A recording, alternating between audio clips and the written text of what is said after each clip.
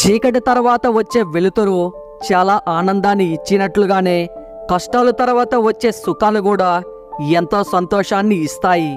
నిజాయితీగా ఉండడం కూడా ఒక యుద్ధం లాంటిదే. యుద్ధంలో ఒంటరిగా నిలవడం ఎంత కష్టమో సమాజంలో నిజాయితీగా ఉండడం కూడా అంతకన్నా ఎక్కువ కష్టం. ఎంత ఆకలితో ఉన్నా సింహం గడ్డిని మెయ్యదు. అలాగే కష్టాలు పరంపర చుట్టుముట్టిన ఉత్తముడు నీతి తప్పడు. జీవితంలో ఏది మనకు ఎదురొచ్చి ఇవ్వదు, మనమే ఎదురెళ్ళి తీసుకోవాలి. బాధ నుంచి సంతోషాన్ని, ఓటమి నుంచి గెలుపుని.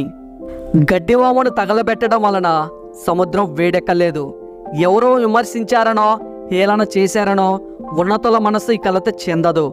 ఏడిస్తే నువ్వు మాత్రమే ఒంటరిగా ఏడుస్తావు.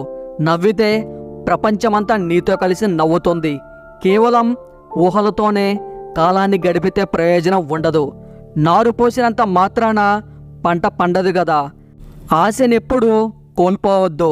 మన ఈ రోజుటి ఆశయాలే మనం ఊహించే రేపటి వాస్తవాలు.